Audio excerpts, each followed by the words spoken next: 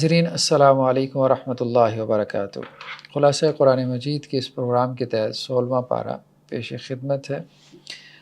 16ویں پارے کا جو آغاز ہے سورہ قاف کا مطالعہ چل رہا ہے، اور جو دو سوالات کیے تھے یہود نے اللہ کے رسول صلی اللہ علیہ وسلم سے، ایک یہ کہ اصحاب کاف کون ہیں، اس کا تفصیلی جواب سورہ قاف میں ہمیں ملتا ہے، اور دوسرا جو ہے وہ ذوالقرنین کون تھے، اس کا تفصیلی جواب ہمیں سورہ قاف میں ملتا ہے۔ تو ذوالقرنین جو ہے وہ بیسیکلی قرن کا تثنیہ جو ہے ڈیول ناؤن، وہ قرنین ہے، تو دو سینگوں والا ذوالقرنین سے مراد۔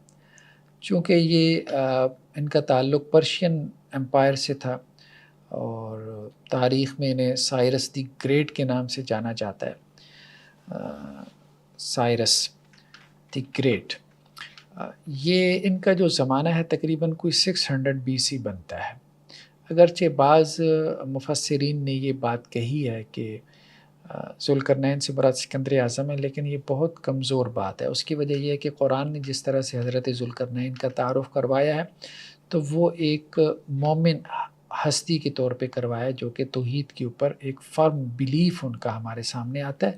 سکندر اعظم بالکل ایک اس کی اپنی علیحدہ سی دنیا تھی، اور خاص طور پہ جو ہے وہ ارسطو اس کا استاد تھا، تو اس کے جو نظریات ہم تک پہنچے ہیں تو وہ بالکل بھی اس طرح سے اہل ایمان والے نہیں ہیں، خاص طور پہ اس وقت کے جو گریک ٹائم پیریڈ ہے اس کے اعتبار سے۔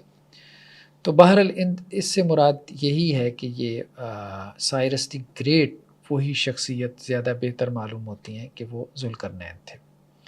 ان کو ذوالقرنین کا لقب کیوں دیا گیا؟ بیسیکلی ان سے پہلے جو ہے ایران وہ دو حصوں میں منقسم تھا، جیسے ہمارے ہاں شمالی کوریا، جنوبی کوریا، یا مشرقی جرمنی، مغربی جرمنی، تو اسی طرح وہاں پہ ایران کے بھی دو حصے تھے۔ تو یہ اٹھے ہیں اور پھر انہوں نے جو ہے وہ پورے ایران کو متحد کیا، اور ایران کی ایک بہت بڑی جو ہے وہ سلطنت انہوں نے قائم کی۔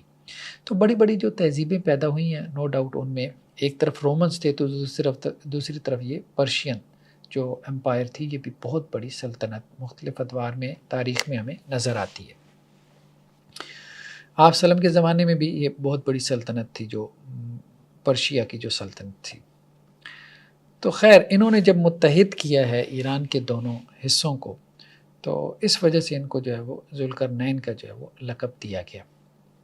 اس وقت تو اس کو فارس کہا جاتا تھا، خیر یہ ایران کا لفظ تو بعد میں آیا۔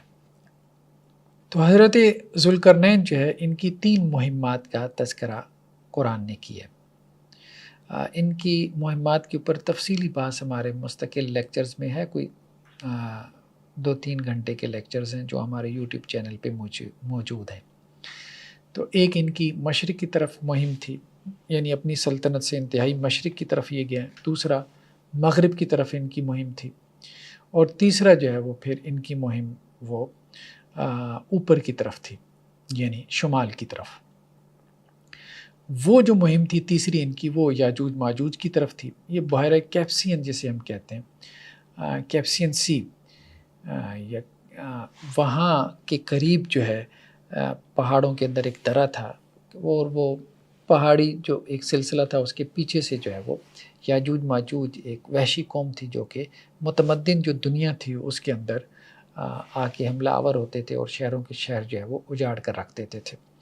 تو جب یہ مہم جوئی کرتے کرتے وہاں پہنچے ہیں، تو وہاں پہ موجود لوگوں نے ان سے کہا ہے کہ آپ یہاں پہ ایک دیوار تعمیر کر دیں تاکہ ہم یاجوج ماجوج کی جو ہے وہ فساد سے محفوظ رہ سکیں۔ تو انہوں نے وہاں پہ ایک پگھلی ہوئی تانبے سے جو ہے وہ دیوار تعمیر کی۔ تو اب یہاں پہ ان آیات میں تذکرہ یہی ہے کہ لوگوں نے کہا کہ اے ذوالقرنین، بے شک یاجوج ماجوج یہ 2 قبیلے تھے، واشی قبائل تھے، وہ زمین میں فساد برپا کرتے ہیں، تو کیا ہم آپ کے لیے ٹیکس اکٹھا کریں، خرچ کا انتظام کر دیں، تاکہ آپ ہمارے اور ان کے درمیان ایک مضبوط دیوار قائم کر دیں۔ دونوں طرف بڑے بڑے پہاڑی سلسلے تھے، تو اس کے درمیان سے وہ آتے تھے، ایک درے سے آتے تھے، تو اس کو جو ہے وہ بند کروانا مقصود تھا۔ اور چونکہ یہ ان کی بہت بڑی سلطنت تھی، تو 3 مہمیں یہ کر چکے تھے، اور دنیا کے بڑے حصے کے اوپر یہ قابض تھے۔ تو اس اعتبار سے ان کے پاس جو ہے وہ صلاحیت موجود تھی اس قسم کے جو ہے وہ بند باندھنے کی۔ تو انہوں نے خیر بہرحال ان سے یہی کہا کہ مجھے تم سے کوئی خرچ وغیرہ نہیں چاہیے، مجھے تم سے جو ہے وہ مین پاور چاہیے. تو انہوں نے قرآن کا انداز یہ ہے کہ آتونی زبر الحدید، کہا کہ لوہے کے تختے لے کے آؤ، دونوں طرف لوہے کے تختے کھڑے کیے، درمیان میں پگھلا ہوا تانبا ڈال دیا. اب بعض لوگوں نے یہ بھی کہا ہے کہ اس سے مراد اصل میں دیوار چین ہے. دیکھیں دیوار چین جو ہے قرآن کا انداز بہت واضح ہے کہ وہ تانبے کی دیوار ہے، تانبے کی دیوار ہے. تو دیوار چین جو ہے وہ مٹی اور گارے کی دیوار ہے، وہ تانبے کی دیوار نہیں ہے. تو اس سے مراد دیوار چین نہیں ہے. دوسرا یاجوج ماجوج جو ہے وہ کون ہے، کہاں پر ہیں، بہرحال یہ ابھی اس تفصیل کا موقع نہیں ہے، اس پہ ہم نے 2-3 گھنٹے جو ہے وہ تفصیل سے بات کی اپنے مستقل لیکچرز کے اندر. حدیثوں میں البتہ یہ آتا ہے کہ وہ اس دیوار کو عبور کرنے کی کوشش کرتے ہیں یا اس میں نقب سوراخ لگانے کی کوشش کرتے ہیں لیکن کامیاب نہیں ہوتے. قیامت سے پہلے جو ہے وہ ان میں سے ایک صاحب یہ کہیں گے کہ انشاءاللہ، یعنی جہاں ہم کام چھوڑ کے جا رہے ہیں اگلے دن جب آئیں گے تو وہاں سے ہم شروع کریں گے. تو ہوتا یہ ہے کہ جہاں وہ کام چھوڑ کے جاتے ہیں اگلے دن آتے ہیں تو وہ دیوار اسی طرح سے پھر برابر ہوتی ہے اللہ کے حکم سے. تو قیامت سے پہلے ایسا ہوگا کہ جب وہ آئیں گے دوبارہ اگلے دن، اس وجہ سے کہ انہوں نے پچھلے دن ان میں سے ایک بندے نے انشاءاللہ کہا ہوگا، تو اگلے دن وہ دیوار ویسی کی ویسی ہوگی اور پھر وہ اس دیوار میں سوراخ لگانے میں کامیاب ہو جائیں گے. پھر وہ نکلیں گے اور متمدن دنیا کے اندر فساد برپا کریں گے. تو خیر بہرحال یاجوج ماجوج کے حوالے سے مختلف تعبیریں اختیار کی گئی ہیں. بعض جو اہل علم ان کی اپروچ یہ بھی رہی ہے، جو عصر حاضر کے اہل علم ہیں، کہ اس سے مراد جو ہے وہ منگولز تھے، تاتاری تھے، جنہوں نے متمدن دنیا میں خوب فساد برپا کیا. تو گویا ان کے خیال میں یاجوج ماجوج کا خروج جو ہے وہ ہو چکا ہے. بعض اہل علم کا کہنا یہ بھی ہے کہ یاجوج ماجوج سے مراد جو ہے وہ یورپینز کنٹریز کے لوگ ہیں، کیونکہ یہ ان کی جو ہے وہ نسل میں سے ہے. وہ پیچھے سے ان کی ساری اینتھروپالوجی جو ہے وہ اس کے جو بھی ہے علم الانسان جسے کہتے ہیں، شجر نسب وغیرہ نکال کے ان کو ان کے ساتھ جو ہے وہ ملانے کی کوشش کرتے ہیں. بہرحال وہ بھی ایک ایفرٹ ہے، وہ بھی ایک اپروچ ہے. اصحاب کہف کے نام سے جو ہے یا اس عنوان پہ ایک کتاب ہے مولانا ابوالکلام آزاد علیہ الرحمہ کی. تو مولانا نے بہت عمدہ لکھا ہے اس موضوع پہ، یاجوج ماجوج کے اوپر. وہ تحقیق جو ہے وہ پڑھنے کے لائق ہے. خیر بعض لوگوں کا کہنا یہ بھی ہے کہ اس سے مراد زومبیز ہو سکتے ہیں. بہرحال مختلف قسم کی آراء موجود ہیں. تو اس میں عام طور پہ معروف رائے یہی ہے کہ اللہ بہتر جانتا ہے. بس اتنا ہم کہہ سکتے ہیں کہ کسی دیوار کے پیچھے وہ ہے جو دیوار حضرت ذوالقرنین علیہ السلام نے تعمیر کی تھی، اور قیامت سے پہلے وہ دیوار جو ہے وہ ٹوٹے گی اور ان کا خروج ہوگا. اور یہ خروج ان کا قیامت سے پہلے ہی ہوگا، کیونکہ حدیثوں میں واضح طور پہ موجود ہے کہ حضرت عیسیٰ علیہ السلام کے ہوتے ہوئے ان کا خروج ہوگا، اور حضرت عیسیٰ علیہ السلام اپنے ساتھیوں کو لے کے ایک پہاڑ کے اوپر، کوہ طور کے اوپر معصور ہو جائیں گے. پھر اللہ تعالیٰ ان کی گردن میں ایک پھنسی نکالیں گے، ایک پھوڑا نکلے گا جس کی وجہ سے یہ مر جائیں گے. پھر پرندے آئیں گے اور ان کو اٹھا کے جو ہے وہ ایک کنارے پہ لگائیں گے. تو خیر بہرحال یہ باتیں واضح طور پہ جو ہے وہ احادیث میں ملتی ہیں، جس سے معلوم ہوتا ہے کہ اگرچہ ان کا پہلا خروج ہو بھی چکا ہو، لیکن یہ ہے کہ قیامت سے پہلے ان کا ایک خروج ہونا ہے جس کا واضح طور پہ حدیثوں میں تذکرہ ملتا ہے، اور وہ حضرت عیسیٰ علیہ السلام کے نزول کے بعد ہوگا. تو یاجوج ماجوج بہرحال قیامت کی جو میجر سائنز ہیں ان میں سے ایک بڑی علامت ہے. قُلْ هَلْ نُنَبِّئُكُمْ بِالْأَخْسَرِينَ أَعْمَالًا. نیکسٹ آیات میں اللہ سبحانہ وتعالیٰ نے ناکام لوگوں کو بیان کیا کہ ناکام ترین لوگ کون ہیں، سب سے ناکام لوگ. تو کہا گیا کہ کیا ہم تمہیں خبر دیں ناکام لوگوں کے بارے میں. الَّذِينَ ضَلَّ سَعْيُهُمْ فِي الْحَيَاةِ الدُّنْيَا وَهُمْ يَحْسَبُونَ أَنَّهُمْ يُحْسِنُونَ صُنْعًا. ناکام لوگ وہ ہیں کہ جن کی ساری سعی و جہد، ساری ایفرٹ، اسٹرگل، صبح سے لے کے شام تک بھاگ دوڑ، ایکسٹرا ٹائم، جو کچھ ہے وہ سب دنیا کے لیے، وہ دنیا کے لیے گم ہو گئے. وَهُمْ يَحْسَبُونَ أَنَّهُمْ يُحْسِنُونَ صُنْعًا. اور وہ یہ گمان کرتے ہیں کہ وہ بڑا اچھا کام کر رہے ہیں. ان کا گمان یہ ہے کہ وہ بڑا اچھا کام کر رہے ہیں، اپنی دنیا بنا رہے ہیں، لوگوں سے آگے بڑھ رہے ہیں، بڑا پیسہ کما رہے ہیں، دنیا سمیٹ رہے ہیں. ٹھیک ہے، لیکن اللہ سبحانہ وتعالیٰ کہہ رہے ہیں کہ جو دنیا کے لیے گم ہے، آخرت کی کوئی اسے فکر ہی نہیں ہے، یہ ناکام ترین انسان ہے اللہ کی نظر میں، ناکام ترین انسان ہے. فرمایا اولئک الذین کفروا بآیات ربہم. یہی تو وہ لوگ ہیں جنہوں نے اپنے رب کی آیات کا انکار کیا، اپنے رب کی ملاقات کا انکار کیا. کوئی دھیان ہی نہیں ہے اپنے رب سے ملنا ہے، اللہ کے ہاں پیش ہونا ہے، آخرت میں کوئی حساب کتاب ہونا ہے. اصل دنیا تو وہ دنیا ہے، اصل زندگی تو وہ زندگی ہے، یہ زندگی بھی کوئی زندگی ہے. فحبطت اعمالہم، تو ان کے اعمال ضائع ہو جائیں گے، فلا نقیم لہم یوم القیامت وزنا، قیامت والے دن ہم ان کے لیے کوئی ترازو میزان بھی نہیں لگائیں گے، ضرورت ہی نہیں پڑے گی۔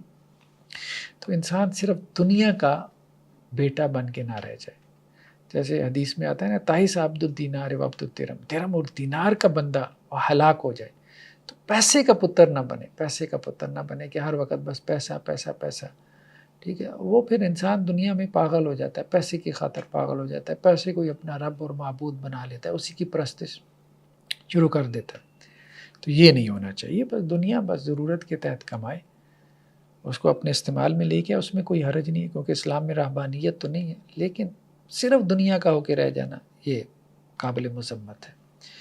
نیکسٹ ہم دیکھتے ہیں سورہ مریم ہے۔ سورہ مریم بھی جو ہے وہ مکی صورت ہے، اور اس میں بھی حضرت مریم علیہ السلام کا تذکرہ ہے اسی نسبت سے، اور پچھلے انبیاء کا بھی ذکر ہے، جو کہ مکی صورتوں کے 3 بڑے مضامین ہیں۔ رسالت میں خاص طور پہ پچھلے انبیاء کے قصے، احوال اور واقعات، ان کا بیان، اور پھر توحید کا تذکرہ ہمیں سورہ مریم میں ملتا ہے، اور پھر آخرت کا بھی بیان ہمیں سورہ مریم میں ملتا ہے۔ تو سورہ مریم کا آغاز ہی حضرت زکریا علیہ السلام سے ہو رہا ہے۔ تو حضرت زکریا علیہ السلام نے بڑھاپے میں اللہ سے دعا کی تھی کہ یا اللہ میرے اولاد نہیں ہے، تو اب میرے بعد یہ دین کا کام کون سنبھالے گا؟ تو وہ بنی اسرائیل میں خاص طور پہ یہود کی اصلاح کے لیے بھیجے گئے تھے، تو اب وہ دعا کرتے ہوئے کہہ رہے ہیں کہ یا اللہ میری ہڈیاں کمزور ہو گئیں بڑھاپے کی وجہ سے، میرے سر کے بال سفید ہو گئے، اور یا اللہ کبھی بھی ایسا نہیں ہوا ولم اکم بدعائک رب شقیہ کہ میں آپ سے کوئی دعا کر کے جو ہے وہ محروم رہا ہوں، نہ مراد رہا ہوں، یا اللہ پہلے بھی میں نے دعائیں کی۔ دیکھیں اب یہ دعا کے ایٹیکیٹ سکھائے جا رہے ہیں، اس سے ہم یہ سیکھیں۔ ایک یہ ہے کہ حضرت زکریا علیہ السلام کا قصہ ہے، بطور اس کو ایک قصے کے طور پہ لیں، لیکن ہمارے لیے اس میں کیا رہنمائی ہے؟ دعا کے ایٹیکیٹس ہیں، ان میں ایک آداب میں سے ایک ادب کیا ہے؟ جب بھی اللہ سے مانگنا ہو تو اس طرح سے مانگے، یا اللہ فلاں وقت میں دعا کی تھی آپ نے، وہ بھی تو قبول کی تھی۔ تو یہ ایسے ہی ہے نا کہ اس سے اگلا بندہ خوش ہوتا ہے۔ جیسے کسی امپلائی نے جو ہے وہ اپنے امپلائر سے، اپنے باس سے، اپنے جو ہے وہ آفیسر سے بات کرنی ہو، تو وہ اس طرح سے اگر بات کرے گا، اچھا سر آپ نے فلاں وقت میں بھی مجھے فیور دی تھی، اگر آپ بھی دے دیں تو اس کو بھی خوشی ہوگی کہ چلیں یہ ایڈمٹ تو کر رہا ہے کہ میں اس کے ساتھ اچھا کرتا ہوں۔ تو یہ ہے کہ یہ دعا کے ایٹیکیٹس میں بھی آتا ہے۔ تو اللہ سبحانہ و تعالیٰ نے پھر حضرت زکریا علیہ السلام کو جب انہوں نے بیٹے کے لیے دعا کی تو انہیں نوید سنائی حضرت یحییٰ کی۔ تو حضرت یحییٰ جو ہے وہ حضرت زکریا کے بیٹے تھے۔ تو بعض جو ہے وہ اسرائیلی روایات جنہیں ہم کہتے ہیں وہ بھی تفسیری روایات میں نقل ہو جاتی ہیں۔ بنی اسرائیل کا جو لٹریچر ہے، جو یہودی لٹریچر ہے، اس میں یہ بات موجود ہے کہ حضرت یحییٰ اور حضرت عیسیٰ علیہ السلام ان کی پیدائش تقریباً ساتھ ساتھ ہوئی ہے، دونوں کی ایج میں کوئی تقریباً 6 ماہ کا فرق ہے۔ واللہ اعلم بالصواب۔ نیکسٹ آیات میں پھر حضرت عیسیٰ علیہ السلام کی پیدائش کا تذکرہ ہے۔ یہاں پہ حضرت یحییٰ جو کہ حضرت زکریا کے بیٹے تھے کہ انہوں نے اپنے لیے وارث مانگا تھا، اور پھر ساتھ ہی جو ہے وہ حضرت عیسیٰ علیہ السلام کی پیدائش کا بھی ذکر ہے کہ حضرت مریم جو ان کی والدہ تھیں، ان کی شادی بھی نہیں ہوئی تھی، تو ان کے والد نے، مریم کے جو والد تھے، انہوں نے ان کو وقف کر دیا تھا بیت المقدس کی خدمت کے لیے، کیونکہ انہوں نے جو ہے ان کے والدین نے، مریم علیہ السلام کے والدین نے یہ دعا کی تھی کہ اگر ہمارے بیٹا ہوا تو ہم اس کو بیت المقدس کی خدمت کے لیے وقف کریں گے، لیکن بیٹا نہیں ہوا، بیٹی ہو گئی، تو پھر انہوں نے مریم علیہ السلام کو جو ہے وہ وقف کر دیا، اور وہ حضرت زکریا علیہ السلام کی ریلیٹیوز تھیں، تو اس لیے وہ ان کی پرورش میں آئیں۔ تو حضرت مریم جو ہے ان کو بھی حمل ٹھہر گیا اللہ کے حکم سے، اور پھر حضرت عیسیٰ علیہ السلام کی معجزانہ طور پہ جو ہے وہ پیدائش ہوئی۔ تو وذکر فی الکتاب مریم، آپ مریم علیہ السلام کا ذکر کریں، اذ انتبذت من اہلہا مکانا شرقیہ، جب وہ لوگوں سے الگ ہو کے مشرق کی طرف چلی گئیں، یعنی بیت المقدس کے مشرقی حصے میں وہ الگ ہو کے، جیسے وہاں پہ رواج تھا، بعد میں کرسچینٹی میں بھی اب بھی چلا آ رہا ہے کہ ان کے یہاں پریسٹ بھی ہوتے ہیں، پھر ننز بھی ہوتی ہیں جو اپنے آپ کو وقف کر دیتی ہیں کہ ایک کونے میں ہم اللہ کی جو ہے وہ عبادت کرتے رہیں، جو ان کا اپنا مذہب ہے اس کے مطابق۔ تو حضرت مریم علیہ السلام نے بھی کیا کیا کہ بیت المقدس کے ایک حصے کو مختص کر لیا جس میں وہ اپنے خیمے میں جو ہے وہ اللہ کی عبادت کرتی تھی۔ تو خیر بہرحال پھر اللہ سبحانہ و تعالیٰ نے ان کو جو ہے وہ حضرت جبریل علیہ السلام ان کی طرف آئے اور ان کو بیٹی کی خوشخبری دی، تو وہ پریشان ہو گئیں کہ میرے کیسے بیٹا ہوگا، مجھے تو کسی مرد نے چھوا تک نہیں۔ تو انہوں نے کہا اللہ تعالیٰ کا یہی فیصلہ ہے۔ اس طرح سے حضرت عیسیٰ علیہ السلام کی معجزانہ پیدائش ہوئی۔ پھر وہ بیٹا اپنی گود میں لے کے جب قوم کے پاس آئی ہیں تو قوم کے لوگوں نے کہا کہ اے مریم آپ یہ کہاں سے لے آئی ہیں؟ تو وہ پھر حضرت عیسیٰ علیہ السلام نے اپنی ماں کے گود میں کلام کیا، قال انی عبداللہ، کہ میں اللہ کا بندہ ہوں، آتانی الکتاب وجعلنی نبی، اللہ نے مجھے کتاب دی اور اللہ نے مجھے نبی بنایا۔ تو اللہ کے رسول صلی اللہ علیہ وسلم نے فرمایا کہ 3 بچوں نے ماں کی گود میں کلام کیا، ان میں سے ایک عیسیٰ علیہ السلام ہے۔ نیکسٹ جو آیات ہیں ان میں حضرت ابراہیم علیہ السلام کا تذکرہ ہے۔ تو حضرت ابراہیم جو ہے ان کے والد وہ نہ صرف بتوں کی عبادت کرتے تھے بلکہ بت تراش بھی تھے، بت تراشتے تھے، بناتے تھے۔ تو حضرت ابراہیم علیہ السلام نے ان کو دعوت دی۔ تو بچہ اگر صحیح اور حق کے اوپر ہے، توحید کے اوپر قائم ہے، وہ دیکھتا ہے کہ اس کے والدین شرک کر رہے ہیں تو ان کو سمجھا سکتا ہے، دعوت دے سکتا ہے، لیکن انداز اچھا رکھے، دعوت میں مؤدبانہ رکھے، جیسا کہ حضرت ابراہیم علیہ السلام کا انداز تھا کہ جب انہوں نے اپنے والد کو مخاطب کیا تو کیا کہا، یا ابت، اے میرے ابا جان، اے میرے ابا جان، لم تعبد ما لا يسمع ولا يبصر ولا يغني عنك شيئا، ان کی کیوں عبادت کرتے ہیں، نہ یہ سنتے ہیں، نہ دیکھتے ہیں، نہ آپ کے کچھ کام آ سکتے ہیں، خود ہی آپ نے اپنے ہاتھوں سے بنائے۔ وہ ٹھیک ہے، وہ پیچھے ان کی بھی یہ فلاسفی ہوتی تھی کہ نیک لوگ تھے، ان کے نام پہ ہم نے بت بنا لیے ہیں۔ تو یہ ایسی ہے جیسے جو ہے وہ کوئی قبر، صاحب قبر سے مانگ رہا ہو، کوئی صاحب اور اس کا بچہ اس کو سمجھا رہا ہو، کیوں آپ ان سے مانگ رہے ہیں، یہ آپ کی بات سن نہیں سکتے، آپ کو جواب نہیں دے سکتے۔ لیکن یہ ہے کہ ان کی اس کے پیچھے فلاسفی ہے، جیسا کہ حضرت ابراہیم علیہ السلام کے والد کو ظاہری بات ہے وہ خود بت بنا لے تھے، تو ان کو کیا یہ بات سمجھ میں نہیں آ رہی تھی؟ نہیں، ان کی فلاسفی تھی۔ یہ وہ فلاسفی ہے جو شیطان جو ہے وہ وسوسہ کر کے انسانوں کے ذہنوں میں ڈال دیتا ہے۔ اس سے نکلنا چاہیے، شرک بہت بڑا گناہ ہے، شرک کبھی معاف نہیں ہوگا۔ اس میں ذرا سا بھی ڈاؤٹ آ جائے، ذرا سا بھی ڈاؤٹ آ جائے تو نکل جائیں اس سے۔ اللہ سے مانگنے میں کیا اختلاف ہے بھائی، اللہ سے مانگو، کیوں ایسی چیز کی طرف جا رہے ہو؟ نیکسٹ آیات میں پھر بنی اسرائیل کے مختلف انبیاء کا تذکرہ ہے، اور یہ بات کہی گئی کہ یہ حضرت ابراہیم علیہ السلام، پھر اس کے بعد حضرت اسماعیل، پھر اس کے بعد جو ہے وہ اور نبیوں کا تذکرہ آیا، اور کہا گیا کہ یہ نبی گزر گیا۔ پھر ان نبیوں کے بعد جو ان کے جانشین تھے، ان کے عوام الناس میں تھے، وہ ناخلف قسم کے لوگ تھے۔ اضاعوا الصلاۃ، جنہوں نے نماز کو ضائع کیا، واتبعوا الشہوات، شہوات کی پیروی کی، خواہشات کے پیچھے۔ عام طور پہ نماز کیوں ضائع کی جاتی ہے؟ اپنی خواہشات کی وجہ سے۔ فسوف یلقون غیا، تو ان قریب وہ اپنی اس گمراہی کی سزا پائیں گے۔ جیسے ہوتا ہے کہ اللہ کے رسول صلی اللہ علیہ وسلم دنیا سے چلے گئے، پھر خلفائے راشدین کا زمانہ تھا، پھر آہستہ آہستہ وہ خلافت کے اندر ڈکلائن آتا گیا، ڈکلائن کمزوری آتی گئی، عیوب کھلتے چلے گئے۔ پھر بعد میں ہم آ کے دیکھتے ہیں کہ فاطمی خلفاء آئے تو کیا صورتحال ہو چکی تھی، بدترین صورتحال تھی۔ تو یہی ہوتا ہے کہ بعد میں نبیوں کی جانشینوں میں پھر آہستہ آہستہ جو ہے وہ ڈکلائن جب آتا ہے تو آخر میں جا کے صورتحال بہت بدترین ہو جاتی ہے، خواہش پرست آ جاتے ہیں، اور جس کی وجہ سے پھر جو ہے وہ پوری کی پوری قوم غلام بنا لی جاتی ہے، غیر مسلم مسلمانوں کے اوپر غالب آ جاتے ہیں، چھا جاتے ہیں۔ تو نماز کو ضائع کرنے والے آ جاتے ہیں، اور وہ جو اپنی شہوات کی پیروی کرنے والے ہیں وہ آ جاتے ہیں۔ ہاں، جو توبہ کر لے، نیک اعمال کرے، اپنے عمل کو درست کر لے تو یہ لوگ پھر جنت میں داخل ہوں گے۔ نیکسٹ آیات میں جہنم کے اوپر جو ایک پل ہے جسے ہم پل صراط کہتے ہیں، قرآن نے تو خیر اس کا نام نہیں لیا، پل صراط نہیں کہا، لیکن قرآن نے یہ بات ضرور کی کہ ہر شخص نے جہنم کے اوپر سے گزرنا ہے۔ ہم اپنی زبان میں، عرف میں اس کو پل صراط کہہ دیتے ہیں۔ تو کہا گیا کہ تم میں سے ہر شخص جہنم کے اوپر سے گزرے گا، اور اس بات کو آپ کے رب نے طے کر دی ہے، اس کو مقرر کر دیا ہے کہ یہ ہو کے رہنا ہے، ہر شخص جہنم سے گزر کے، یعنی اس کے اوپر سے گزر کے جنت میں داخل ہوگا، تاکہ اس کو پتہ تو چلے، احساس تو ہو کہ کس چیز سے اللہ تعالیٰ نے اس کو بچایا۔ ثم ننجی الذین اتقوا ونذر الظالمین فیہا جثیا، پھر جن لوگوں نے تقوی اختیار کیا ان کو تو ہم نجات دے دیں گے، وہ تو جہنم کے اوپر سے گزر جائیں گے، اور جو ظالم ہوں گے وہ اوندے ہو کے جہنم کے اندر گر جائیں گے۔ جیسا کہ آپ صلی اللہ علیہ وسلم کی بعض حدیثوں میں بھی ہے کہ کچھ لوگ جہنم کے اوپر سے ایسے گزریں گے کہ جیسے بجلی کی چمک ہوتی ہے اتنی تیزی سے، اور کچھ ایسے جیسے گھوڑ سوار ہوتا ہے اس کی تیزی، اور کچھ ایسے جو دوڑتے ہوئے، اور کچھ چلتے ہوئے، اور کچھ گھسٹتے ہوئے، لیکن جہنم کے اوپر سے گزر جائے گا۔ کچھ ایسے ہوں گے کہ جو جہنم کے اندر ہی گر جائیں گے، اس کے اوپر سے گزرتے ہوئے اس کے اندر گر جائیں گے۔ تو یہ ہے بات۔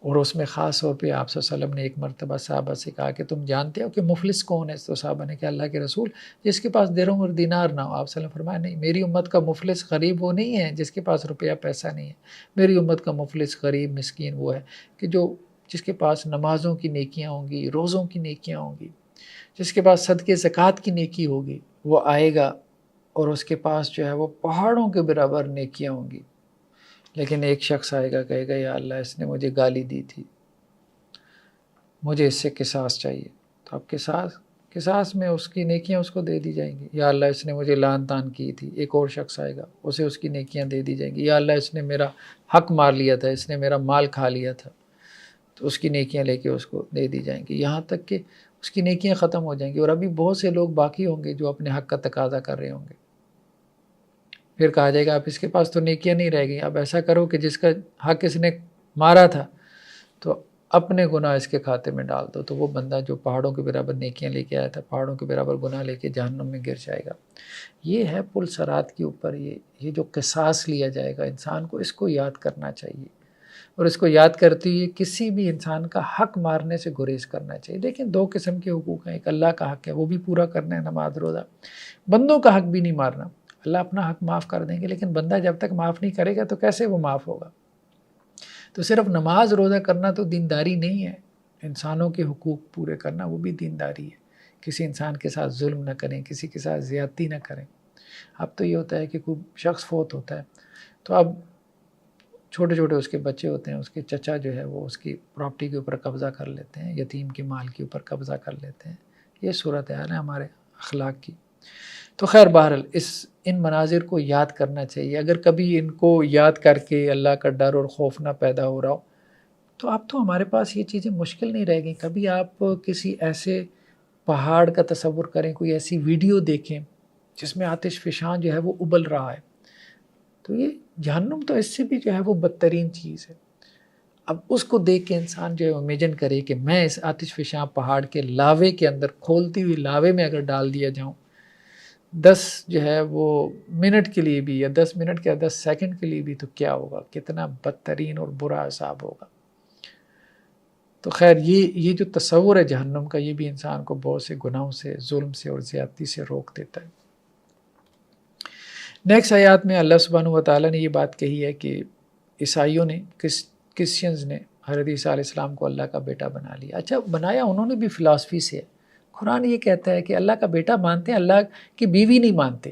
یعنی یہ نہیں کہتے کہ اللہ کے ہاں بیٹا پیدا ہوا ہے بیوی سے، یہ نہیں کہتے۔ مطلب اتنا ان کے ہاں بھی کامن سینس ہے۔ وہ بھی آپ اگر ان سے پوچھیں نا تو ان کے ہاں پوری فلاسفی ہے۔ ہر قوم نے شرک ایسے نہیں کیا، انہوں نے پوری فلاسفی جو ہے وہ وضع کی، گھڑی شیطان نے انہیں فلاسفی سمجھائی، اللہ نے پھر انکار کیا۔ تو وہ جو حضرت عیسیٰ علیہ السلام کو اللہ کا بیٹا بناتے ہیں تو وہ ایک فلسفہ جو ہے وہ بیان کرتے ہیں کہ وہ اللہ تعالیٰ کا کلمہ ہے، اللہ کا کلام ہے جو اللہ سے علیحدہ ہوا ہے۔ تو جب وہ اللہ کا کلام ہے، اللہ کی صفت ہے جو اللہ سے علیحدہ ہوئی ہے، تو اس معنی میں وہ کیا ہے، اللہ سے نکلے ہوئی ہیں، تو اس معنی میں وہ اللہ کے بیٹے ہیں۔ اس قسم کی باتیں اللہ کے رسول صلی اللہ علیہ وسلم کے بارے میں بھی بعض لوگوں نے مبالغتاً کہہ دی ہیں۔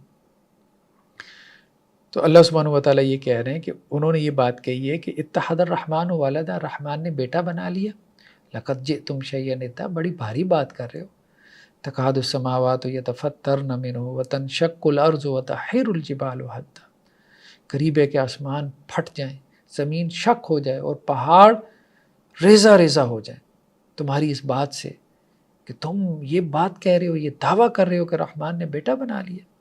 وما ينبغي للرحمن ان يتخذ ولدا، اللہ کے لائق نہیں ہے، رحمان کے لائق نہیں ہے کسی کو اپنا بیٹا بنائے، بالکل بھی اس کے لائق نہیں۔ تو اللہ نے جو ہے وہ اپنے بیٹے کے عقیدے کی پرزور نفی کی، اور شرک کے اوپر جس طرح سے اللہ کا غضب ہوتا ہے، وہ انداز، وہ اسلوب جو ہے نا وہ قرآن کا وہ دیکھنے والا ہے۔ اس کے بعد بھی ہمارے اندر اگر خوف پیدا نہ ہو کہ یار مجھ سے شرک نہ ہو جائے، شرک نہ، دیکھیں اگر یہ خوف ہی پیدا ہو جائے نا کہ مجھ سے شرک نہ ہو جائے، تو بہت سارے ایسے شرکی اعمال سے بچ سکتے ہیں۔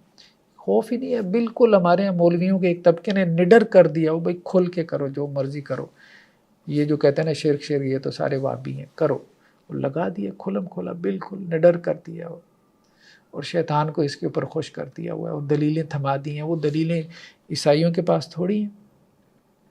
کبھی آپ ان کا علم کلام اٹھا کے دیکھ لیں، جتنا انہوں نے علم کلام پیدا کیا ہے تو ہمارے ہاں تو کچھ بھی نہیں ہے، ان کے پاس تھوڑی دلیلیں۔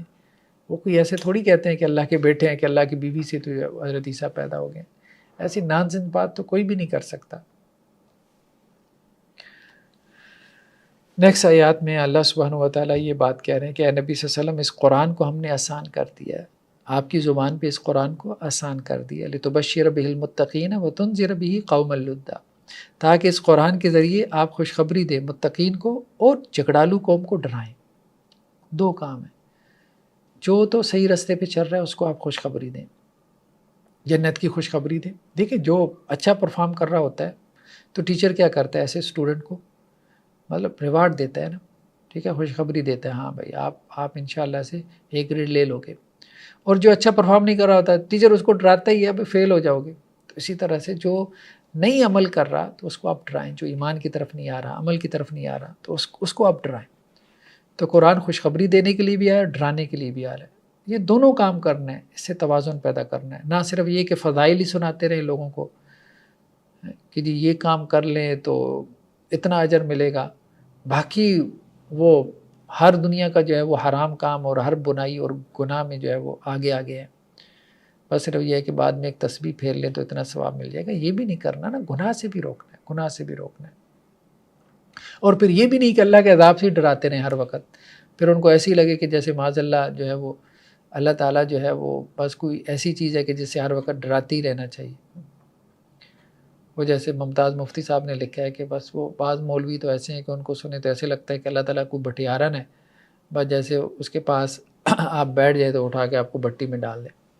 تو یہ بھی تاثر نہیں جانا چاہیے اللہ تعالیٰ کا کہ ہر وقت جو ہے وہ اللہ سے ڈراتی رہیں۔ اللہ تعالیٰ رحیم بھی ہے، شفیق بھی، مہربان بھی ہے، رحمان بھی ہے، ودود محبت کرنے والا بھی ہے۔ اللہ تعالیٰ کے اسماء میں ہمیں ہر طرح کی جو ہے وہ نام ملتے ہیں، یہ سب اللہ تعالیٰ کی جو ہے وہ صفات ہیں، تو اس سے توازن پیدا کرتے رہنا چاہیے۔ نیکسٹ سورۃ طٰہٰ ہے۔ سورۃ طٰہٰ بھی مکی صورت ہے، اور سورۃ طٰہٰ کے جو بڑے مضامین ہیں ان میں حضرت موسیٰ علیہ السلام کا جو قصہ ہے، اور خاص طور پہ بنی اسرائیل کا اور فرعون اور آل فرعون کا، اس کو بیان کیا گیا۔ وہی مطلب رسالت جو ہے وہ ایک بڑا موضوع ہے اس سورہ مبارکہ کا۔ تو شروع جو آغاز ہو رہا ہے وہ اس بات سے ہو رہا ہے کہ حضرت موسیٰ علیہ السلام سے جب ایک قبطی جو ہے وہ قتل ہو گیا تھا، حضرت موسیٰ علیہ السلام نے فرعون کے محل میں جو ہے وہ پرورش پائی تھی، تو ان سے ایک قبطی جو ہے وہ قتل ہو گیا تھا، آل فرعون میں سے ایک شخص جو کہ کسی بنی اسرائیلی کے ساتھ جو ہے وہ جھگڑ رہا تھا، تو حضرت موسیٰ نے اس کو مکہ مارا تھا تو وہ قتل ہو گیا تھا۔ تو اب حضرت موسیٰ علیہ السلام پھر وہاں مصر سے نکل گئے تھے کہ اب یہ آل فرعون میرے خلاف نہ ہو جائیں کہ ان کا بندہ مارا گیا۔ تو وہ پھر جو ہے وہ پیدل انہوں نے پھر سفر کیا، اور وہ بعض اہل علم کا کہنا یہ ہے کہ وہ مدین پہنچے ہیں، اور پھر مدین کے کنویں کے اوپر پھر وہاں جا کے جو ہے وہ انہوں نے حضرت شعیب علیہ السلام کی بیٹیاں، بعض لوگوں کا قول ہے کہ وہ حضرت شعیب علیہ السلام کی بیٹیاں تھیں، بعض لوگوں کے اور بھی اقوال ہے، بہرحال ہم اس میں تفصیل میں ابھی نہیں جاتے۔ تو خیر بہرحال دو خواتین تھیں کہ جو اپنی بکریوں کو جو ہے وہ مال مویشی کو پانی پلانے کے لیے وہاں پہ سائڈ پہ ذرا کھڑی تھی، تو حضرت موسیٰ علیہ السلام نے آگے بڑھ کے ان کی بکریوں کو پانی پلا دیا۔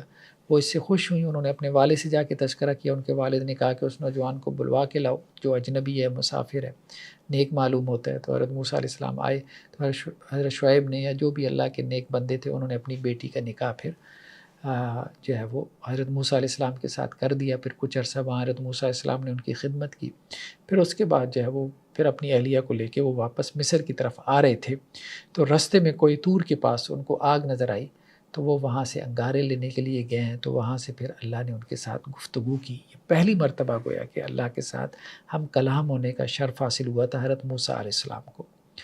تو وہ درخت میں سے جو ہے وہ آواز آئی، اننی انا اللہ لا الہ الا انا فاعبدنی، مطلب درخت تو ظاہری بات ہے خدا نہیں تھا، کہنے کا مقصد یہ ہے کہ آواز کسی جگہ سے پیدا ہو رہی تھی کہ بے شک میں اللہ ہوں، میرے سوا کوئی معبود نہیں، فاعبدنی، اے موسیٰ میری عبادت کرو، واقم الصلاۃ لذکری، اور نماز قائم کرو میری یاد کے لیے۔ تو ایک تو توحید اور دوسرا نماز، ہمارے دین کا خلاصہ یہی ہے، توحید اور پھر اس کے بعد نماز، بنیادی ترین احکامات یہی ہیں۔ اور نماز میں بھی کہا گیا کہ نماز کا آبجیکٹو کیا ہے، مقصد کیا ہے، اللہ کی یاد۔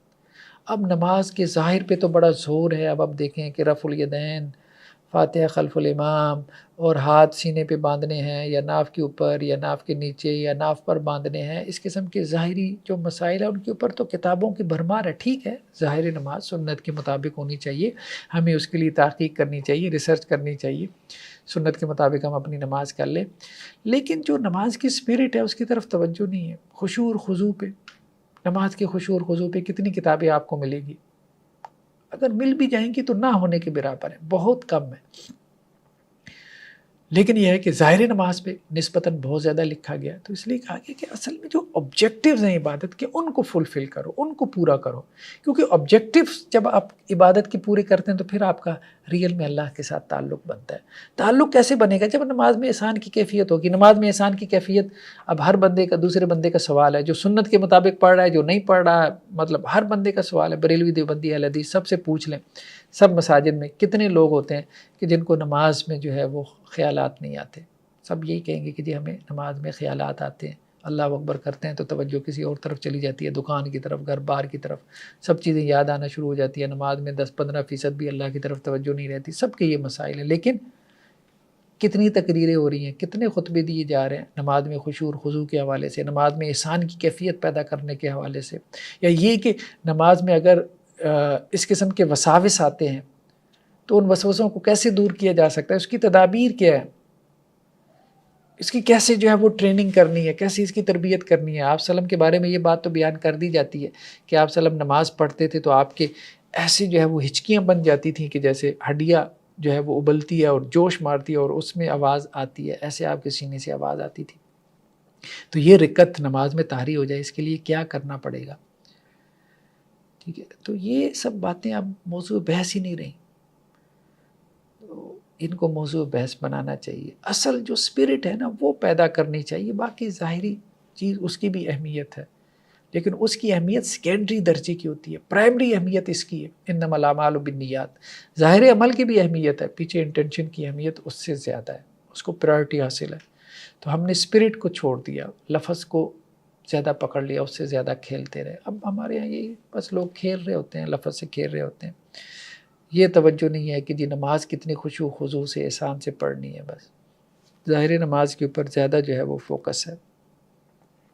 تو ظاہر نماز کو رکھیں، اپنے دوسرے درجے میں رکھیں، بالکل رکھیں. نیکسٹ آیات میں جو ہے وہ حضرت موسیٰ علیہ السلام اور فرعون کے مابین مکالمہ. جب حضرت موسیٰ علیہ السلام کو اللہ تعالیٰ نے نبوت دی اور ساتھ میں جو ہے وہ ان کو عصا کا موزہ بھی دیا کہ عصا کو نیچے ڈالے تو وہ سانپ بن جاتا تھا دوڑتا ہوا، یا استہا بن جاتا تھا. تو اب ساتھ میں حکم دیا کہ آپ جو ہے وہ فرعون کی طرف جائیں اور بنی اسرائیل کو آزاد کروائیں، اسے کہیں کہ بنی اسرائیل کو چھوڑ دے اور بنی اسرائیل کو وہاں مصر سے جو ہے فلسطین لے کے آئیں، اور دوسرا فرعون کو جو ہے وہ دعوت دیں کہ وہ اللہ کا فرما بردار بندہ بن جائے اور خدائی کا دعوت چھوڑ دے. تو اب حضرت موسیٰ علیہ السلام آئے ہیں اور ساتھ میں ان کے بھائی حضرت ہارون کو بھی اللہ تعالیٰ نے نبوت عطا کی. تو بھرے دربار میں فرعون کو جو ہے وہ دعوت دی. تو فرعون نے کہا فمن ربکما یا موسیٰ، اے موسیٰ آپ کا رب کون ہے؟ حضرت موسیٰ نے کہا کہ میرا رب وہ ہے آتا کل شیء خلقہ ثم ہدی، جس نے ہر چیز کو پیدا کیا. تو نے تو کسی چیز کو پیدا نہیں کیا، یا تو دعویٰ کر کے تو نے یہ سب زمین و آسمان بنائے. تو بات یہ ہے کہ اللہ کے علاوہ کوئی دعوے دار ہی نہیں ہے. بہت بڑی بات ہے. اللہ کے علاوہ کسی نے، یعنی ایک ہستی کے علاوہ کسی نے دعویٰ ہی نہیں کیا کہ اس نے ہمیں پیدا کیا ہے. صرف ایک ہی نے دعویٰ کیا ہے کہ اس نے مجھے، آپ کو، یہ سب کو پیدا کیا. اب کوئی دعوے دار دوسرا ہے ہی نہیں تو میں کیا کروں؟ میں اسی پہ ایمان لے کے آؤں گا نا، اسی کی بات مانوں گا. دوسرا کوئی دعوے دار ہے ہی نہیں. تو وہ فرعون بھی دعویٰ نہیں کر رہا تھا. قال فما بال القرون الاولی، تو اب اس نے چال چلی. چال کیا چلی؟ اس نے کہا کہ میں اپنے بڑوں کے بارے میں پوچھتا ہوں. اب یہ نہ ہو کہ یہ میرے جو وزیر اور مشیر بیٹھے ہیں، ارد گرد لوگ بیٹھے ہیں، یہ حضرت موسیٰ کی باتوں سے متاثر ہو کے ایمان لے آئیں. تو اس نے کہا کہ میں بڑوں کی بات چھیڑتا ہوں، تو بڑوں کے بارے میں حضرت موسیٰ علیہ السلام تبصرہ برا کریں گے نا، تو ان کی تو عصبیت ہے اپنے بڑوں کے بارے میں، تو یہ سارے جو ہے وہ منفی ہو جائیں گے حضرت موسیٰ کے بارے میں، اور اس طرح سے کوئی حضرت موسیٰ کی اوپر ایمان نہیں لائے گا. تو اس نے فوراً ہی سوال داغ دیا چلاکی سے کہ ہمارے آباء و اجداد کے بارے میں پھر آپ کا کیا خیال ہے؟ تو حضرت موسیٰ نے کہا علم عند ربی فی کتاب لا یضل ربی ولا ینسیٰ. دیکھو تمہارے آباء و اجداد کا معاملہ اللہ کی کتاب میں لکھا ہوا ہے، اللہ تعالیٰ بھولتا نہیں ہے، اور نہ ہی جو ہے وہ اللہ تعالیٰ کو کوئی خطا لگتی ہے، نہیں اللہ تعالیٰ خطا کرتا ہے. تو اللہ تعالیٰ تمہارے آباء و اجداد کے ساتھ جیسے چاہے گا معاملہ کر لے گا. میرے علم میں نہیں ہے. یعنی یہ اب آپ دیکھیں کہ ایک اسٹریٹجی، دعوت کی جو ایک اسٹریٹجی ہے اس کو اختیار کیا حضرت موسیٰ علیہ السلام نے. ضروری نہیں ہوتا کہ ہر بات کا آپ اس کے منہ پہ جو ہے وہ جواب دے دیں. آپ نے جو ہے وہ لوگوں کو دین کی طرف لے کے آنا ہے، اس طرح سے بات بنانی ہے، اس طرح سے بات کرنی ہے کہ دین کی طرف لے کے آئیں. ہر حق بات ہر موقع پہ کرنے والی نہیں ہوتی. کسی موقع پہ آپ حق بات کر لیں، کہیں کسی موقع پہ آپ حق بات تھوڑی سی مؤخر کر دیں. یہی حکمت ہے. یہ دعوت کی حکمتیں جو لوگ سمجھتے ہیں وہ پھر سوسائٹی کے اندر پینیٹریٹ کرتے ہیں، ان کی بات سوسائٹی سنتی ہے، ان کو لوگ فالو کرتے ہیں، ان کی دعوت پھیلتی ہے. جو لوگ نہیں کرتے وہ اپنی جگہ پھر فن خوان بنتے رہتے ہیں، جی ہم نے بڑا حق ادا کر دیا، یہ کر دیا، وہ کر دیا، ہم بڑے اسٹریٹ فارورڈ ہیں، یہ ہے وہ ہے، اپنے آپ میں میاں مٹھو بن کے خوش ہوتے رہتے ہیں، لیکن ان کی بات دو چار لوگ بھی نہیں سنتے. وہ بس وہ انہی لوگوں کو سمجھاتے رہتے ہیں جو پہلے سے اس بات کے قائل ہوتے ہیں، یا کوئی بندہ وہ قائل نہیں کر سکتے. اسٹریٹجی دعوت کی حکمت عملی ہے. حضرت ابراہیم علیہ السلام جب ان سے پوچھا گیا تو انہوں نے کہا تمہارے آباء و اجداد سارے گمراہ تھے. انتم وآباؤکم فی ضلال مبین. حضرت موسیٰ علیہ السلام نے جو ہے وہ بالکل نظر انداز کر دیا، اس سوال کو نظر انداز کر دیا. تو مختلف حکمت عملیاں ہمیں ملتی ہیں، مختلف نبیوں کے مناہج اور میتھڈالوجیز ہمیں ملتی ہیں. تو کوئی ایک لگا بندہ طریقہ اور سب اس کے مطابق عمل کریں جو آپ کو سمجھ میں آ گیا، اور اپنے فہم قرآن کو، اپنی جو انڈرسٹینڈنگ آف قرآن ہے اس کو قرآن کا درجہ دے کے سب کو کہنا ہے جی یہ منہج ہے، یہ سلفی منہج ہے، یہ فلاں منہج ہے، اس کو فالو کرو. ایسا کچھ بھی نہیں ہے.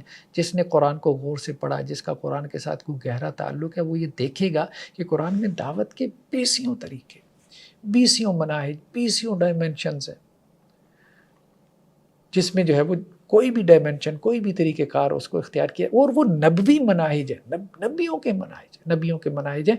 ان نبیوں کے مناہج کے اللہ کے رسول صلی اللہ علیہ وسلم کو کہا گیا فَبِهُدَاهُ مُقْتَدِي، کہ ان کی ہدایت اس کی آپ پیروی کریں. ان کی شریعت کی پیروی نہیں ہے، لیکن ان کی ہدایت، پچھلے نبیوں کی ہدایت کی پیروی کا آپ وسلم کو حکم دیا گیا. تو یہ ہدایت کیا تھی؟ یہ وہی حکمت عملی تھی، یہ وہی اسٹریٹجیز تھی. اس لیے ہم دیکھتے ہیں کہ آپ وسلم نے کیسی کیسی اسٹریٹجیز اختیار کی.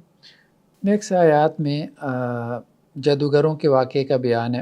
ہوا یہ تھا کہ جب حضرت موسیٰ علیہ السلام نے دعوت رکھی فرعون کے سامنے، اس کو ایمان کی دعوت دی، تو اس نے اپنے لوگوں کو کہا کہ موسیٰ علیہ السلام یہ جو ہمیں معجزہ دکھا رہے ہیں کہ لاٹھی جو ہے وہ پھینک کے وہ اژدہا بن گئی ہے، تو یہ تو جادو مجھے لگ رہا ہے، اور ہمارے یہاں مصر میں جادو عام ہے، تو ہم اپنے جادوگروں کو بلواتے ہیں. تو اگر ہم نے پیروی کرنی ہے تو ہم بنی اسرائیل کے جادوگر کی معاذ اللہ کیوں پیروی کریں؟ یعنی موسیٰ علیہ السلام کو وہ بنی اسرائیل کے جادوگر کہہ رہا تھا، اور کہہ رہا تھا کہ جی ہمارے اپنے جادوگر ہیں، ہم ان کی پیروی کیوں نہ کر لیں اگر ہم نے جادو کی ہی پیچھے چلنا ہے.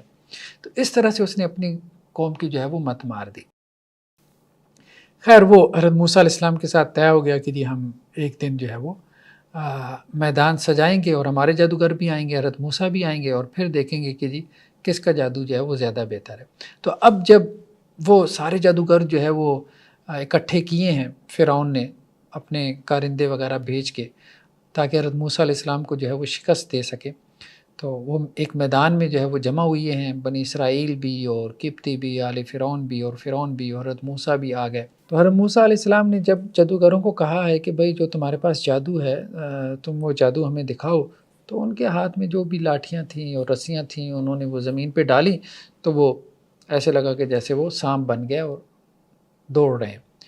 تو اللہ سبحانہ و تعالیٰ نے حضرت موسیٰ علیہ السلام کو کہا کہ والکی ما فی یمینک تلقف ما صنعوا انما صنعوا کید ساحر، جو آپ کے ہاتھ میں ہے وہ آپ زمین پہ ڈالیں، جو کچھ انہوں نے بنایا وہ سب کچھ کھا جائے گا، اس کو ہڑپ کر جائے گا، کیونکہ جو انہوں نے بنایا ہے وہ جادوگر کی چال ہے.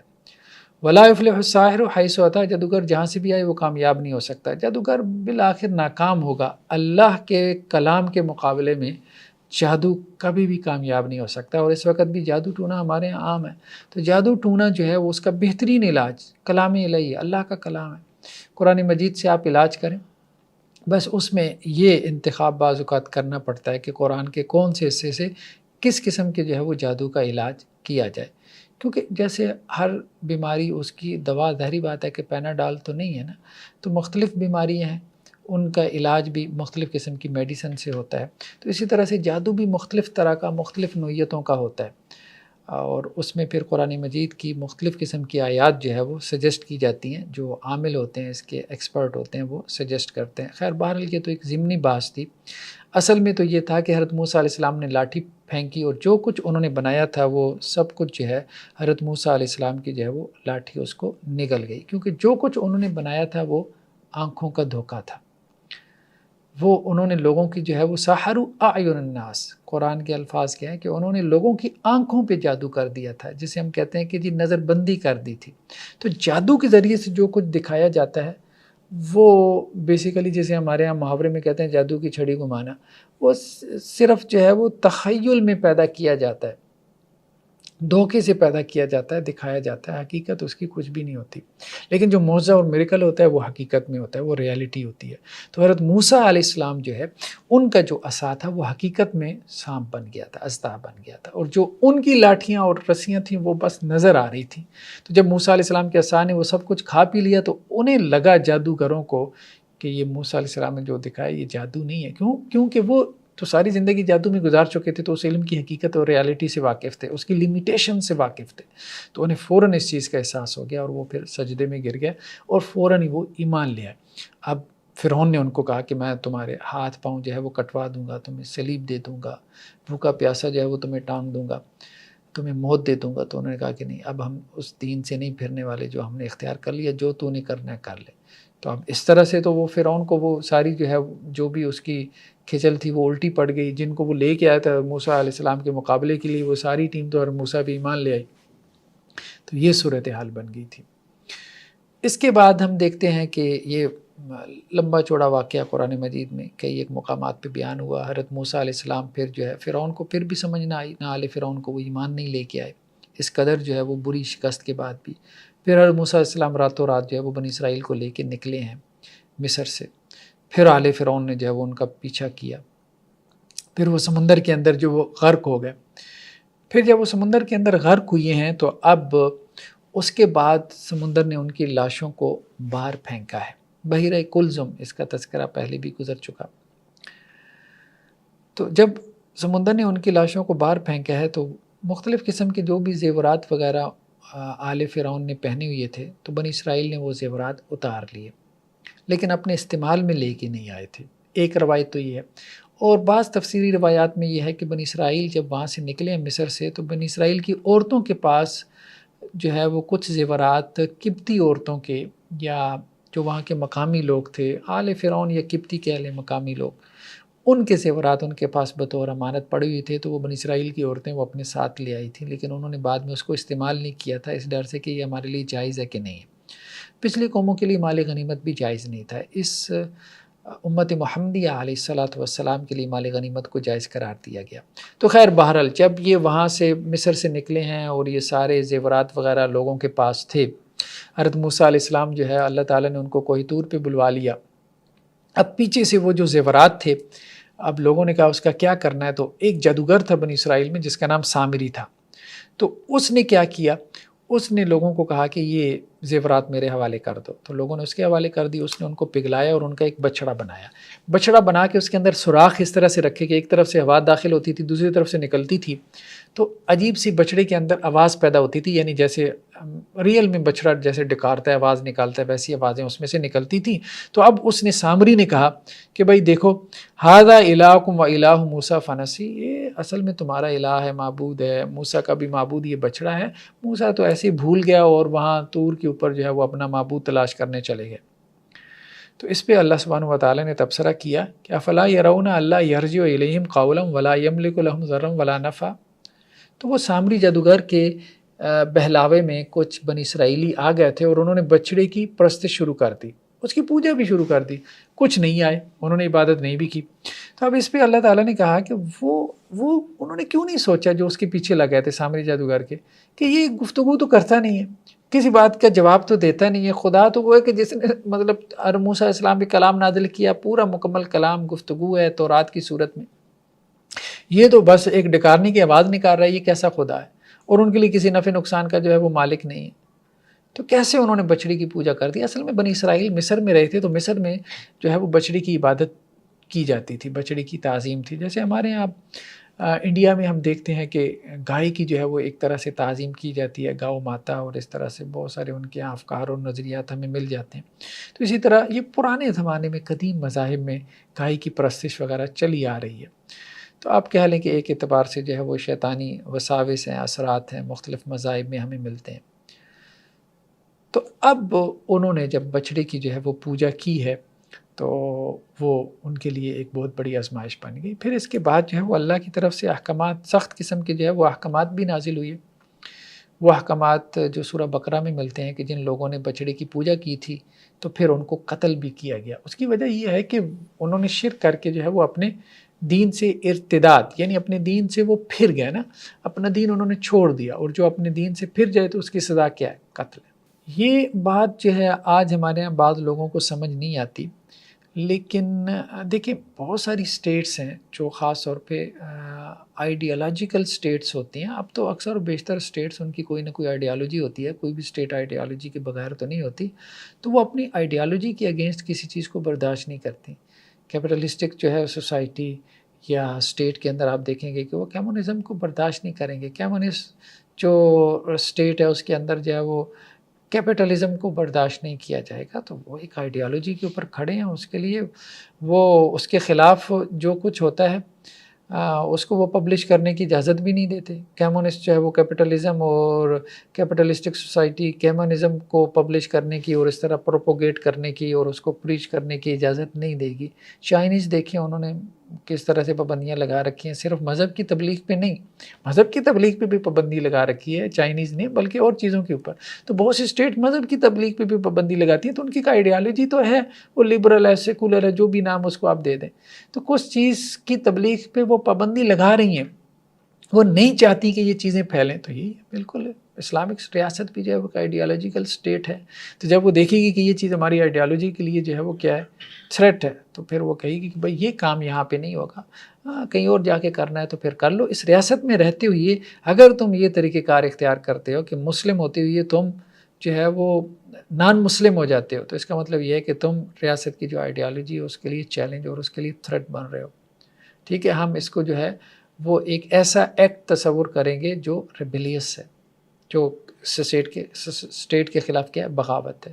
تو ہر اسٹیٹ جو ہے اس نے کچھ ایسے ایکٹس ڈیفائن کیے ہوتے ہیں جو ہو سکتا ہے دوسری اسٹیٹ کو سمجھ میں نہ آئے کہ بھئی ہمارے ہاں یہ کیا ہے، یہ ریبیلیس ایکٹ ہے، یہ ایک سرکش اور باغیانہ رویہ ہے، اگر کوئی ایسا کرے گا تو اس اسٹیٹ کے خلاف بغاوت کرے گا اور ہم اس کے ساتھ یہ کریں گے، یوں کریں گے۔ تو یہ ہے، بہرحال ہر اسٹیٹ کو یہ اختیار حاصل ہے، تو اسٹیٹ ہونے کے اعتبار سے وہ یہ کام کرتی ہے۔ تو بھئی ساری کر رہے ہیں، اب اس میں یہ کہنا کہ جی آپ کیوں کرتے ہیں، جب وہ کرتے ہیں تو پھر آپ کو کیوں برا لگتا ہے؟ بھئی ساری کر رہے ہیں، ٹھیک ہے، ہم بھی کر رہے ہیں، وہ بھی کر رہے ہیں، وہ اپنے اعتبار سے کر رہے ہیں، ہم اپنے اعتبار سے کر رہے ہیں، بلکہ ہم کر نہیں رہے، ہم تو صرف باتیں کر رہے ہیں، وہ تو ایکچوئل میں کر رہے ہیں۔ صحیح بات یہی ہے۔ خیر، نیکسٹ جو آیات ہیں ان کے اندر جو ہے وہ آخرت میں مجرموں کے ساتھ اللہ تعالیٰ کا جو مکالمہ ہے اس کا بیان ہے۔ کہا گیا کہ جس دن سور میں پھونکا جائے گا اور ہم مجرموں کو جمع کریں گے میدان حشر میں۔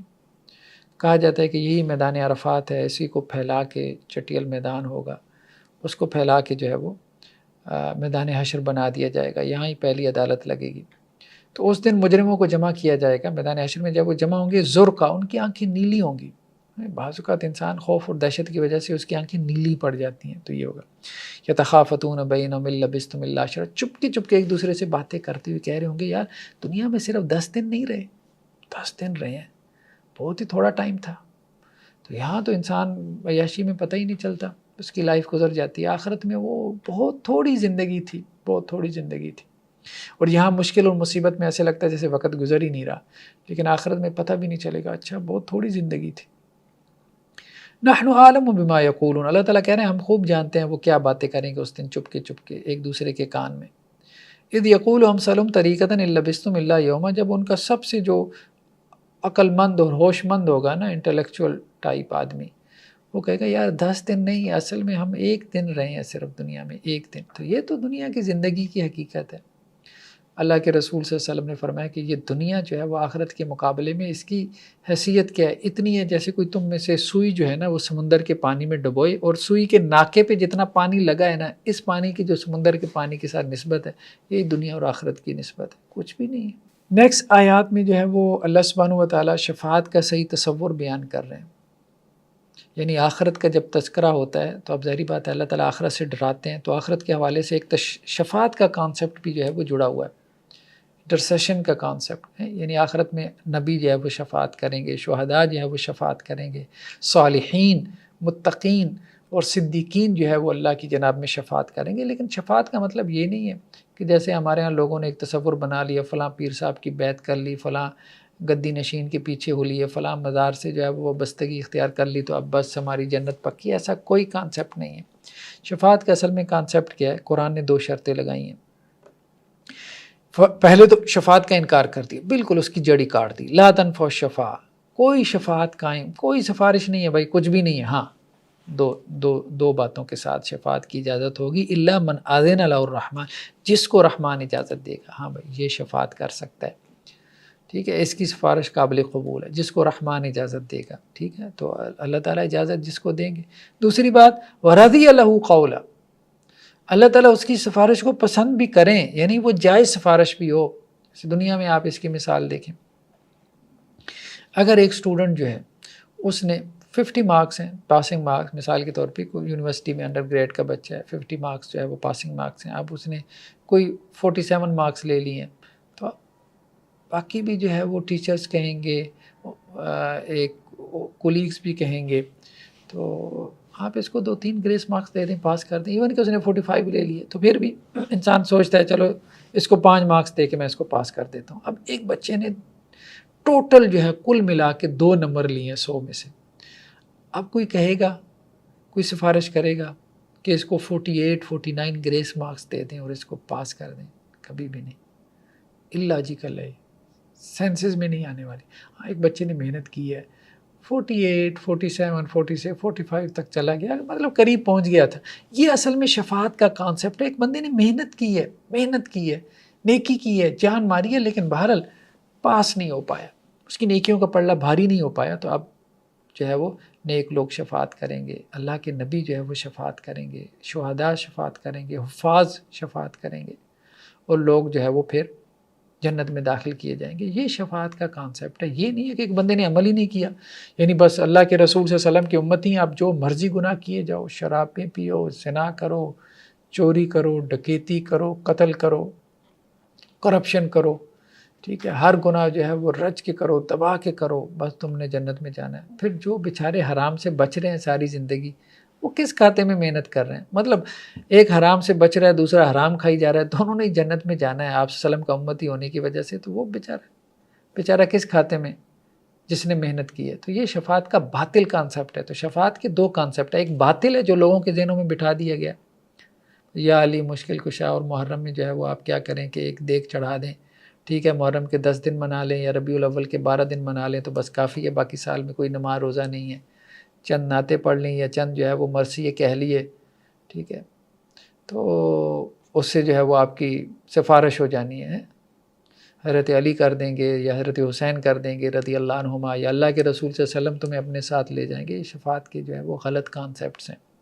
شفاعت کے صحیح کانسیپٹ یہ ہیں، کتاب اللہ کو فالو کرو، قرآن کو فالو کرو، قرآن کے احکامات پہ عمل کرو، نبی کریم صلی اللہ علیہ وسلم کی سنت کے مطابق زندگی گزارو۔ اب کوئی کمی کوتاہی اس کے باوجود ہو جاتی ہے تو پھر اللہ کے نبی صلی اللہ علیہ وسلم سفارش کریں گے۔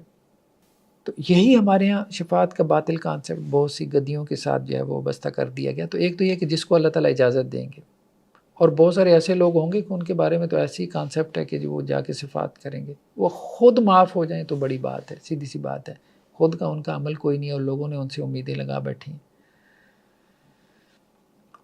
ایک تو اللہ تعالیٰ جس کے لیے اجازت دیں گے تو وہ شفاعت کر سکے گا، اور دوسرا جو شفاعت کرے گا وہ بھی مطلب معقول شفاعت ہوگی، معقول سفارش ہوگی۔ نیکسٹ آیات میں اللہ تعالیٰ یہ بات کہہ رہے ہیں کہ جو لوگ قرآن سے غافل رہتے ہیں تو اللہ تعالیٰ ان کی زندگی سخت کر دیتا ہے، تنگ کر دیتا ہے۔ فرمایا ومن اعرض عن ذکری، جو میری ذکر سے، یہاں ذکر سے مراد کیا ہے؟ قرآن، خاص طور پہ قرآن کے بارے میں بھی آیا نا کہ وہ الذکر ہے، جو میرے ذکر سے اعراض کرتے ہیں، اللہ کے قرآن سے منہ موڑ لیا، اللہ کے قرآن کا کوئی مطالعہ نہیں کر رہے، اللہ کے قرآن کو سمجھنے کی کوشش نہیں کر رہے، اس کو پریکٹس میں نہیں لا رہے، عمل نہیں کر رہے، فَإِنَّ لَهُ مَعِيشَةً ضَنْكَ، ہم بھی ان کی زندگی تنگ کر دیتے ہیں۔ زندگی تنگ کرنے کا مطلب یہ نہیں کہ پیسہ نہیں ہوگا، وہ پیسہ بڑا ہوگا لیکن وہ تنگ ہوگا، بیچارہ زندگی سے تنگ ہوگا، وہ سوسائڈ کا سوچے گا۔ سب سے زیادہ سوسائڈ ریٹ آپ دیکھیں گے یورپین کنٹریز میں، اور خاص طور پہ ان کنٹریز میں جہاں یہ پاورٹی آپ کو بہت کم دیکھنے کو ملے گی، لیکن لوگوں کے نفسیاتی مسائل ہیں، سائیکولوجیکل ایشوز ہیں، بریجز بنے ہیں، وہاں سے جا کے لوگ نیچے چھلانگ لگا دیتے ہیں، بلکہ سوئٹزرلینڈ وغیرہ میں یا کئی ایسے کنٹریز آپ کو مل جائیں گے جہاں باقاعدہ یہ الاؤڈ ہے کہ آپ جو ہے وہ زہر کا ٹیکہ لگوا لیں، اپنی جان لے لیں۔ تو انسان کے پاس ہے، بس اس کا وجود اس کے لیے بوجھ بن گیا، اپنا وجود اس کے لیے بوجھ بن گیا، اس کو سنبھالنا، اس کے لیے زندہ رہنا جو ہے وہ ایک بہت بڑی مصیبت بن گیا۔ دنیا کی ہر نعمت موجود ہے، کیوں؟ اللہ کے ذکر سے راز۔ اللہ سبحانہ وتعالیٰ کہتے ہیں کہ جب یہ دل اللہ کی یاد سے آباد ہوگا تبھی یہ زندہ ہوگا، ورنہ تو یہ دل مر جائے گا، مردہ ہو جائے گا۔ اس دل کے اندر آپ کو زندگی، حیات، لائف نہیں ملے گی۔ باہر ٹھیک ہے، بڑی لائف اور حیات اور زندگی ہوگی، اس کے اندر سیڈنس ہوگی۔ ہو سکتا ہے وہ لاکھوں لوگوں کو ہنساتا ہو، ملین لوگوں کو ہنساتا ہو، لیکن اکیلے میں خود چیختا ہوگا، چلاتا ہوگا، روتا ہوگا، خود وہ اپنے آپ کو نہیں ہنسا پاتا ہوگا۔ تو جوکر بن جائے گا باہر، جوکر بن کے جو ہے وہ 4 پیسے کما لے گا لوگوں کو ہنسا کے، لیکن اس کے اندر خوشی نہیں آئے گی، اس کے اندر خوشی نہیں آئے گی۔ وہ یہ سمجھے گا کہ لاکھوں لوگوں کو اس نے خوشی دے دی۔ تو یہ ہونٹوں کی کو جو ہے وہ مطلب حرکت دے دینا، دانتوں کا جو ہے وہ نظر آ جانا، یہ کوئی خوشی کی علامتیں تھوڑی ہیں۔ مصنوعی کہکے جو ہے، ان کہکوں کی جو مصنوعی پن ہے وہ نظر آتا ہے۔ انسان کو راتوں کو نیند نہیں آتی، کروٹیں بدلتا ہے، اسے سمجھ نہیں آتی میں کیا کروں کیا نہ کروں، معاملات اس کے ہاتھ میں نہیں ہیں، زندگی اس کی تنگ ہو جاتی ہے۔ بہت بلیغ کلام ہے قرآن کا جو اللہ کے ذکر سے اراض کرتا ہے۔ بس اللہ کی کتاب سے اپنے تعلق کو جوڑ لو، اللہ کی طرف آ جاؤ، زندگی میں اطمینان آ جائے گا۔ بھلے زندگی کی نعمتیں نہیں ہوں گی لیکن اطمینان کی زندگی بسر کرو گے۔ فرمایا جو اللہ کے ذکر سے اراض کرتا ہے قیامت والے دن ہم اسے اندھا کھڑا کریں گے، اور وہ یہ کہے گا کہ یا اللہ مجھے آپ نے اندھا کیوں کھڑا کیا؟ دنیا میں تو میں دیکھتا پالتا تھا۔ تو اللہ تعالیٰ کہیں گے کہ ہماری آیات تمہارے پاس آئی تھی لیکن تو نے ہماری آیات کو بھلا دیا، وَكَذَلِكَ الْيَوْمَ تُنسَىٰ، تو آج تجھے ہم نے بھلا دیا۔ تو یہ بہرحال قرآن کے ساتھ تعلق جوڑے، قرآن اس پہ بہت زیادہ زور دیتا ہے، اس کو ایمفیسائز کرتا ہے، قرآن کے ساتھ تعلق جوڑے۔ آخری جو آیات ہیں سورہ مبارکہ کی کہ اس میں اللہ کے رسول صلی اللہ علیہ وسلم کو ایک وصیت کی گئی کہ کفار چونکہ سرداران قریش تھے جو آپ صلی اللہ علیہ وسلم کا انکار کر رہے تھے، ان کی بڑی وجاہت تھی، سوسائٹی میں بڑا مقام مرتبہ تھا، قافلے چلتے تھے، مال و دولت تھی، تجارت تھی۔ جیسے آج کل اب دیکھیں بڑا ٹھاٹ باٹ ہوتا ہے، لوگوں کا شان و شوکت ہوتا ہے، گاڑیاں ہیں 8-8 10-10 ویگو ڈالے ہیں، آگے پیچھے جو ہے 20-50 لوگ ہیں، افراد ہیں، حرکت کر رہے ہیں، پورے قافلے چلتے ہیں۔ جیسے خاص طور پہ ہمارے یہاں وزیروں کے اور اسی طرح وہ لوگ جو مافیاز کے انڈر ورلڈ کے لوگ ہوتے ہیں، اپنا ان کا ایک لائف سٹائل ہوتا ہے اور لوگ اس سے متاثر ہو جاتے ہیں۔ اسی طرح جو فلمی ایکٹرز ہوتے ہیں ان کی اپنا ایک لائف سٹائل ہے، جو سٹارز ہیں ان کے اپنی ایک لائف سٹائل ہے، ان سے لوگ متاثر ہو جاتے ہیں۔ پھر ہمارے یہاں آئیڈل ورشپ چل پڑتی ہے، پاکستان آئیڈل ہیں، وہ سنگرز کو جو ہے وہ جمع کر کے ان سے گانے جو ہے وہ ان کی پریکٹس کروائی جا رہی ہے۔ پھر آئیڈل وہی بت والے سپیلنگ ہیں، بالکل آئیڈل پیدا کیے جا رہے ہیں۔ تو پرانے زمانے میں لوگ بتوں کی عبادت کرتے تھے، اب یہ پرسنالٹیز ہیں جن کی پوجا کی جاتی ہے، ان کی تصویریں جو ہے وہ لگائی جاتی ہیں، فلاں ایکٹر مجھے پسند ہے اس کی تصویر لگا دی، فلاں سپورٹس مین مجھے پسند ہے اس کی تصویر گھر میں لگا دی، صبح اٹھ کے نماز نہیں پڑھی بس اس کی تصویر کے سامنے کھڑے ہو کے اس کا دیدار کرنا۔ یہ کیا ہے زندگی میں کیا حاصل ہوا؟ کچھ بھی نہیں حاصل ہوا، کچھ بھی نہیں حاصل ہوا۔ تو ان کے پاس کیا ہے؟ چمک دمک ہے، رونق دونک ہے، لوگ متاثر ہو جاتے ہیں۔ بالی ووڈ کے ایکٹرز ہیں، وہ ہالی ووڈ کے ایکٹرز ہیں، ان کے ولاز ہیں، ان کے محلات ہیں، بڑے بڑے بیوروکریٹس ہیں، ان کی شاہانہ زندگی ہے، لائف سٹائل ہے، لوگ ان سے متاثر ہو جاتے ہیں۔